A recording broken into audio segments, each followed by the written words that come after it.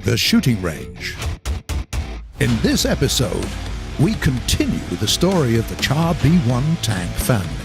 Out of the frying pan and into the fire, how the Japanese engineers built the Ki-44.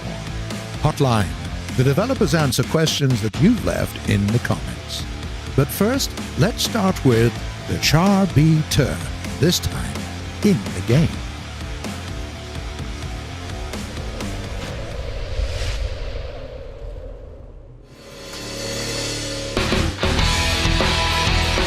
The update 1.75 finally brings us the French ground forces. Let's take a closer look at the new vehicles and how to play them. We'll start with a tank that we briefly mentioned in the previous episode, Char de Bataille B1, modification Tur. So, what can it do? Let's find out. The B1 Tur is in a heavy branch of the French tech tree, but for its 36 tons of weight, it sure is pretty fast. With a maximum of 33 kph, you'll easily get to 25 or 30 even off-road, and if you try to reverse, you'll fly at an amazing 3 kilometers per hour. This one is totally not for backing up, and to be honest, you don't need it. And the current 2.3 battle rating, the B1 Tur has the complete 70mm of armor on the front and sides. Moreover, the armor is angled, so this tank is as tough as they get. The main weak spot here is the turret, so don't show it off to everyone's amusement, and if you encounter an enemy, remember our angling lessons, and quickly, because it doesn't rotate very fast. You've got as many as 2 main weapons, a 47mm gun in the turret and a 75mm one in the hull. This gives you a huge tactical advantage. Sure, a combined burst of 2 guns will get anyone, but we recommend you to pick different targets. First of all, the gun in the hull isn't fixed, but it surely won't be able to fire at the enemies who outflank you or attack from behind. So the better approach would be to hit the target from the turret gun and then finish it from the hull one. Or, if you've got 2 targets to kill, use the guns completely separately. At first, the penetration rates don't impress, only 67 and 55mm from 100 meters. But then again, remember your battle rating and what enemies you encounter at that distance. There won't be any completely invincible targets. Even though you've only got 2 types of ammo for each gun, APHE and HE shells, and since this is a heavy tank, no artillery shells either. So, how do we play it? Well, despite the good speed, our tank doesn't correspond well with fast gameplay. Beating everyone to the capture point isn't the smartest thing to do. Leave that to the teammates that are lighter and faster. Our goal here is to get to the action and suppress the enemy defense line. And while your opponents waste time trying to open you up, your allies can use it to flank them or take a good position using your armor as cover. The B1 Tur is a great tank for urban battles. Its tough front is very useful there. But remember to play with a cool head and don't chase retreating enemies. If you accidentally slip and show them your turret from the side, welcome to the hangar. The Char B1 was a true symbol of the French tank industry between world wars. In the previous episode, we told you about the 13-year-long history of its creation and why it was a complete mess. Now it's time to continue the story.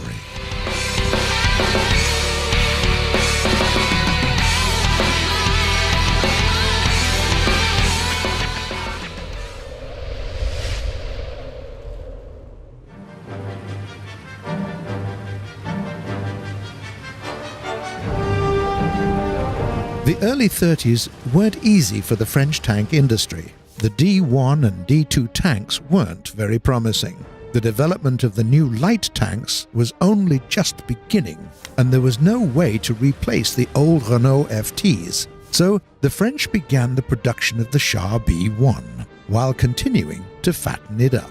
The new French 47mm guns could easily pierce 40mm of armor, so they decided to increase the armor to 60mm and compensate heavier weight with a 300 horsepower engine. Meanwhile, the engineers from Atelier de Puteaux developed an improved turret where they placed a more powerful 47mm semi-automatic gun.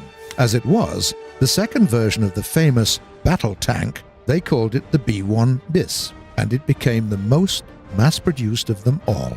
By the way, the French, being, well, a little bit French, refused to admit that the Char B-1 turned out to be heavy. For them, it was a medium tank and nothing more. And to be honest, it was kinda odd. The main 75mm gun was in the hull. It had a short barrel, proved to be a lot more powerful than its counterparts from Germany or the USSR. The driver also had to work as a gunner, and since the gun was semi-automatic, it shot pretty fast. Just load the shells in time, and it'll fire. The ammo was stacked pretty much all over the tank. To get at it, they used a passage inside the engine compartment that went almost all the way to the back of the tank, as though it was in a submarine or something. Consequently, to avoid running all this way back and forth, they would often take a second loader with the crew. Not far from the driver was the radio operator, and above them all, in the turret, there was a lonely commander with an enormous number of duties. Control the situation on the outside. Check. Command the tank. Check. Operate the gun and the machine gun. Also check. So, damn busy. As the production of the B-1 bis was mounting, the engineers were developing the next version of this tank. The armor went up to 70mm. The side armor plates became angled, and the huge air intake jumped from the side to the back. But the main change happened to the 75mm gun in the hull. Now, it could aim not only vertically but also horizontally without turning the whole tank. It seemed to have a casemate design, so the tank now received a distinctive hunch in the front. This was the third model of the B-1, the B-1 Ter. In 1938, it was heavily tested and planned for mass production commencing March of 1941. But as we all know, in 1940, France was crushed. During the war against Germany, the Char B-1 performed well. It could damage any enemy tanks, and its armor protected it from 37mm guns. Still, by 1940, this tank became old. Nevertheless, it remained in service until 1950.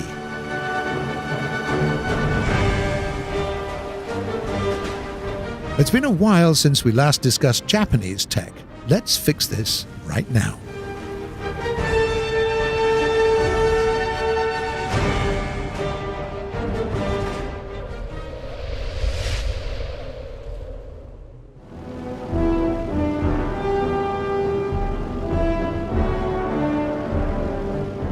Even after switching to monoplanes, the Imperial Japanese Army Air Force believed that maneuverability is the most crucial thing for a fighter aircraft. To improve this parameter, they sacrificed everything else. The armaments? Who needs them? Let the Ki-27 and the Ki-43 have a couple of machine guns, those will do. Durability? Same answer. There's no need to install any armor that would make the plane heavier. Protected fuel tanks? Never heard of such nonsense. The same Ki-27 and Ki-43 would explode after the first hit of a flame projectile. But in the maneuverability area, the Nakajima Corporation managed to achieve some astonishing results while creating the Ki-43. In Europe, they'd switched to vertical maneuvers and speed performance years earlier. In 1939, the Japanese pilots and generals learned their lesson when the Red Army Air Force smashed them during the battles of Khalkhin Gol. They expected an easy fight against the dying image of an army that was the Imperial Russian Army, as they'd remembered it from the Russo-Japanese War 35 years prior. Instead, they encountered a new and strong Red Army. The Soviet Polikarpov I-16s were not as maneuverable as the Ki-27, but they were faster, better at diving, and had 4 rapid-fire machine guns that instantly blasted the unprotected Japanese fighters. The shock was so traumatic that the Japanese Air Force Command threw themselves out of the frying pan right into the fire. Screw the maneuverability, they said. The new aircraft must be all about speed.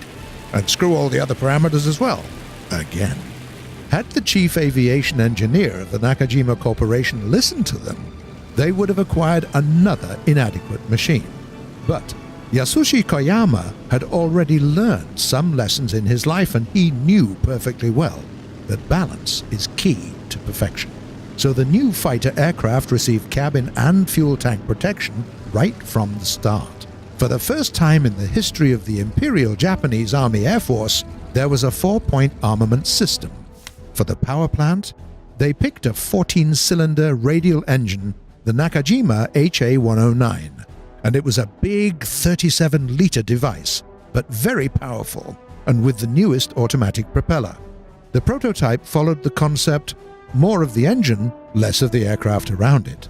But it was very compact, and the wing could even be called rudimentary, as it was really small. The Ki-44 now couldn't take off from any field. It needed at least 1,000 meters long road for that. Of course, not everything went as planned from the start.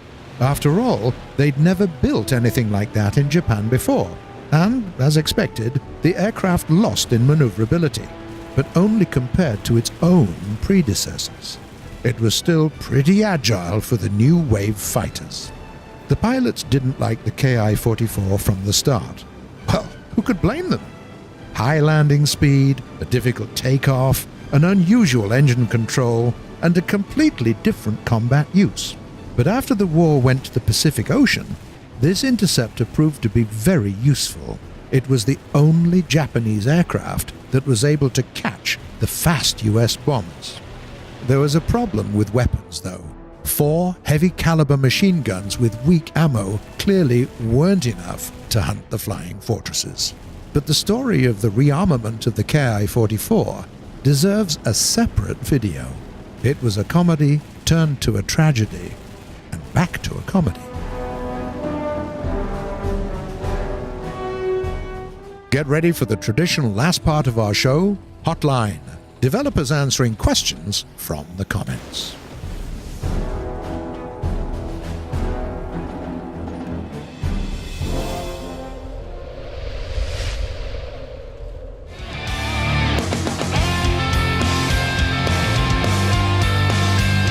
The first question comes from a user called Emmanuel Pertil.